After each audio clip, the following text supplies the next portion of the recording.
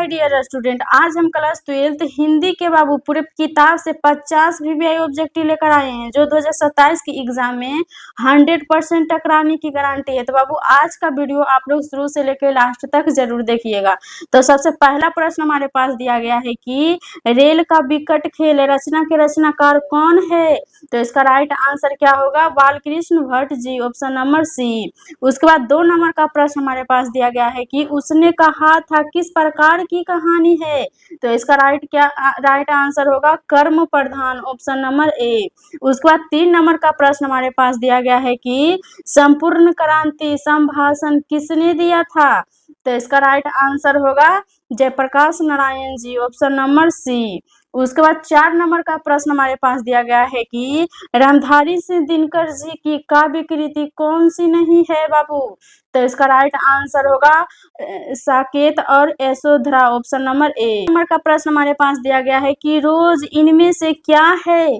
तो इसका right answer होगा ऑप्शन नंबर बी, कहानी। उसके बाद 6 नंबर का प्रश्न हमारे पास दिया गया है कि जब देश का भाग्य का निर्णय हो रहा था तो व्यक्तियों का भाग्य को पूर्णतया भुला देनी चाहिए, यह किसने कहा था।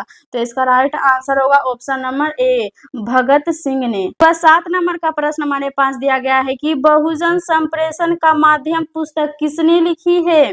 तो इसका राइट आंसर होगा ऑप्शन नंबर सी, जगदीश चंद्र माथुर जी। उसके बाद 8 नंबर का प्रश्न हमारे पास दिया गया है कि निबंध लेखन की दृष्टि से भारतेंदु युग कैसा था। तो इसका राइट आंसर होगा ऑप्शन नंबर ए, उर्वर युग। उसके बाद 9 नंबर का प्रश्न हमारे पास दिया गया है कि सूबेदार हजारा सिंह के लड़के का क्या नाम था। तो इसका राइट आंसर होगा वोधा सिंह, ऑप्शन नंबर ए। उसके बाद 10 नंबर का प्रश्न हमारे पास दिया गया है कि संपूर्ण क्रांति के रचनाकार भाषण देने वाले कौन थे। तो इसका राइट आंसर क्या होगा बाबू, option number C, Jayaprakash Narayan. उसके बाद 11 नंबर का प्रश्न हमारे पास दिया गया है कि दिनकर जी को किस काव्य पुस्तक पर भारतीय ज्ञानपीठ पुरस्कार मिला था। तो इसका राइट आंसर होगा ऑप्शन नंबर डी, उर्वशी। उसके बाद 12 नंबर का प्रश्न हमारे पास दिया गया है कि कौन सी पुस्तक अज्ञेय जी की है। तो आप लोग जानते होंगे इसका सही आंसर क्या होगा, हरी घास पर क्षण भर, ऑप्शन नंबर सी। उसके बाद 13 नंबर का प्रश्न हमारे पास दिया गया है कि भगत सिंह की शहादत यानी फांसी की सजा कब हुई थी। तो इसका राइट आंसर होगा ऑप्शन नंबर ए, 23 मार्च 1931 को। उसके बाद 14 नंबर का प्रश्न हमारे पास दिया गया है कि ओ सदा नीरा निबंध के निबंधकार का क्या नाम था बाबू। तो इसका राइट आंसर होगा ऑप्शन नंबर ए, जगदीश चंद्र माथुर जी। उसके बाद अगला प्रश्न हमारे पास दिया गया है 15 नंबर का, जगदीश चंद्र माथुर जी का जन्म कहाँ हुआ था। तो इसका राइट आंसर होगा option number D, Shahjahanpur, Uttar Pradesh. 16 number का प्रश्न हमारे पास दिया गया है कि वैशाली महोत्सव का प्रतिवर्ष आयोजन किसने प्रारंभ करवाया था। तो इसका राइट आंसर होगा ऑप्शन नंबर ए, जगदीश चंद्र माथुर जी। उसके बाद 17 नंबर का प्रश्न हमारे पास दिया गया है कि बालकृष्ण भट्ट जी का जन्म कब हुआ था।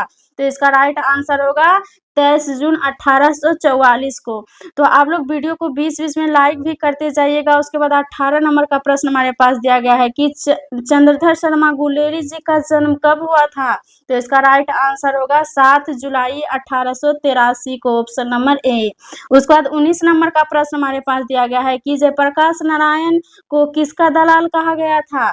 तो इसका राइट आंसर होगा अमेरिका का, ऑप्शन नंबर सी। उसके बाद 20 नंबर का प्रश्न हमारे पास दिया गया है कि दिनकर जी की कविता कौन सा गुण नहीं है। तो इसका राइट आंसर होगा ऑप्शन नंबर बी, मृंगमयता। उसके बाद 21 नंबर का प्रश्न हमारे पास दिया गया है कि एक लेख और एक पत्र शीर्षक पाठ के लेखक कौन है। तो इसका राइट आंसर होगा option number A, Bhagat Singh. उसके बाद 22 नंबर का प्रश्न हमारे पास दिया गया है कि वैशाली महोत्सव का प्रतिवर्ष आयोजन किसने प्रारंभ करवाया था। तो इसका राइट आंसर होगा जगदीश चंद्र माथुर जी, ऑप्शन नंबर ए। उसके बाद 23 नंबर का प्रश्न हमारे पास दिया गया है कि थारन शब्द किस शब्द से विकसित है। तो इसका राइट आंसर होगा ऑप्शन नंबर डी, थार शब्द से। उसके बाद 24 नंबर का प्रश्न हमारे पास दिया गया है कि बालकृष्ण भट्ट किस काल के रचनाकार थे। तो इसका राइट आंसर होगा आधुनिक काल, ऑप्शन नंबर डी। उसके बाद 25 नंबर का प्रश्न हमारे पास दिया गया है कि उसने कहा था कहानी की क्या विशेषता है। तो इसका राइट आंसर होगा उपर्युक्त तीनों। 26 नंबर का प्रश्न हमारे पास दिया गया है कि जयप्रकाश नारायण जी को किसका भाषण सुनकर अमेरिका जाने की प्रेरणा मिली थी? तो इसका राइट आंसर क्या होगा? स्वामी सत्यदेव जी का, ऑप्शन नंबर ए। उसके बाद 27 नंबर का प्रश्न हमारे पास दिया गया है कि दिनकर जी किस युग के कवि थे? तो बाबू इसका सही आंसर क्या होगा? छायावादोत्तर युग के, ऑप्शन नंबर डी। उसके बाद 28 नंबर का प्रश्न हमारे पास दिया गया है कि वामता शब्द का अर्थ क्या होता है? तो इसका राइट आंसर होगा ऑप्शन नंबर सी, विपरीतता। उसके बाद 29 नंबर का प्रश्न हमारे पास दिया गया है कि भगत सिंह को फांसी की सजा कब मिली थी? तो इसका राइट आंसर होगा 23 मार्च 1931 को, ऑप्शन नंबर ए। उसके बाद 30 नंबर का प्रश्न हमारे पास दिया गया है कि वैशाली महोत्सव का बीजारोपण किसने किया था? तो इसका राइट आंसर होगा ऑप्शन नंबर ए, जगदीश चंद्र माथुर जी। उसके बाद 31 नंबर का प्रश्न हमारे पास दिया गया है कि मनुष्य की बातचीत का सबसे उत्तम तरीका क्या है? तो इसका राइट आंसर क्या होगा बाबू? अवाक होकर अपने से बातचीत करना। उसके बाद 32 नंबर का प्रश्न हमारे पास दिया गया है कि सरकार ने सूबेदार को जमीन कहाँ दी थी? तो आप लोग जानते हैं इसका सही आंसर क्या होगा? ललायलपुर में, ऑप्शन नंबर सी। उसके बाद 33 नंबर का प्रश्न हमारे पास दिया गया है कि ब्रेन ऑफ बॉम्बे किसे कहा जाता है? तो इसका राइट आंसर होगा उमा शंकर दीक्षित जी को, ऑप्शन नंबर ए। उसके बाद 34 नंबर का प्रश्न हमारे पास दिया गया है कि संस्कृत के 4 अध्याय पर दिनकर जी को कौन सा पुरस्कार मिला था बाबू? तो इसका राइट आंसर होगा ऑप्शन नंबर सी, साहित्य अकादमी। उसके बाद 35 नंबर का प्रश्न हमारे पास दिया गया है कि संस्कृति के 4 अध्याय किसकी कृति है? तो इसका राइट आंसर होगा रामधारी सिंह दिनकर जी का। उसके बाद 36 नंबर का प्रश्न हमारे पास दिया गया है कि रोज शीर्षक कहानी के कहानीकार कौन है? तो इसका राइट आंसर होगा सच्चिदानंद हीरानंद वात्सन अंग्रेजी। उसके बाद 37 नंबर का प्रश्न हमारे पास दिया गया है कि गणेश शंकर विद्यार्थी किस पात्र का संपादन करते थे? तो इसका राइट आंसर क्या होगा?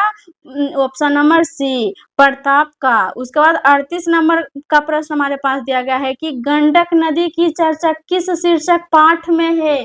तो इसका राइट आंसर होगा ओ सदा नीरा, ऑप्शन नंबर ए। उसके बाद 39 नंबर का प्रश्न हमारे पास दिया गया है कि कौन सी रचना बालकृष्ण भट्ट जी की नहीं है? तो इसका राइट आंसर होगा ऑप्शन नंबर डी, परीक्षा गुरु। उसके बाद 40 नंबर का प्रश्न हमारे पास दिया गया है कि जयप्रकाश नारायण जी को मार्क्सवादी कब बने थे? तो इसका राइट आंसर क्या होगा? 1924 में, ऑप्शन नंबर ए।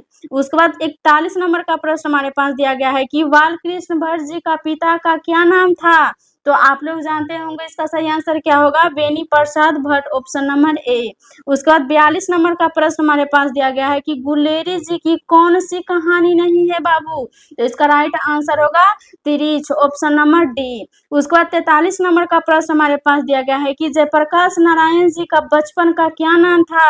तो बचपन का नाम था बाउल, ऑप्शन नंबर सी। उसके बाद 44 नंबर का प्रश्न हमारे पास दिया गया है कि अर्धनारीश्वर शीर्षक पाठ के निबंधकार कौन है? तो इसका राइट आंसर क्या होगा? Ramdhari Singh Dinkar ji, option number A. उसके बाद 45 नंबर का प्रश्न हमारे पास दिया गया है कि अंग्रेज जी का पहला उपन्यास कौन सा है? तो इसका राइट आंसर होगा शेखर एक जीवनी, ऑप्शन नंबर ए। तो बाबू वीडियो को आप लाइक भी करते जाइएगा। उसके बाद 46 नंबर का प्रश्न हमारे पास दिया गया है कि भगत सिंह का जन्म कब हुआ था? तो आप लोग जानते होंगे इसका सही आंसर क्या होगा? 28 सितंबर 1907 को। 47 नंबर का प्रश्न हमारे पास दिया गया है कि ओ सदा नीरा पाठ में किस नदी को नियमित बनाकर लिखा गया था? तो आप लोग जानते होंगे इसका सही आंसर क्या होगा? ऑप्शन नंबर सी, गंडक नदी। उसके बाद 48 नंबर का प्रश्न हमारे पास दिया गया है कि बातचीत शीर्षक निबंध के अनुसार रस का समुद्र किसकी बातचीत में उमड़ चला आता है? तो इसका राइट आंसर क्या होगा? ऑप्शन नंबर ए, दो हमजोली सहेलियों की बातचीत में। उसके बाद 49 नंबर का प्रश्न हमारे पास दिया गया है कि उसने कहा था कहानी कितने भागों में बांटी हुई है?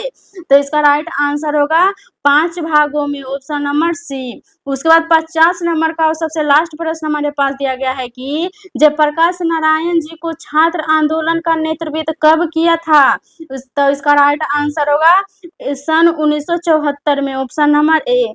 तो चलिए बाबू आज के क्लास में हम सभी 50 वीवीआई ऑब्जेक्टिव का सॉल्यूशन करवा दिए हैं। यदि आपको ये वीडियो अच्छा लगे तो वीडियो को लाइक भी करते जाइएगा और दोस्तों के पास शेयर भी ज़रूर करिएगा और कमेंट करके बताइएगा कि बाबू कि आज कि आपको 50 में से कितना क्वेश्चन सही हुआ है।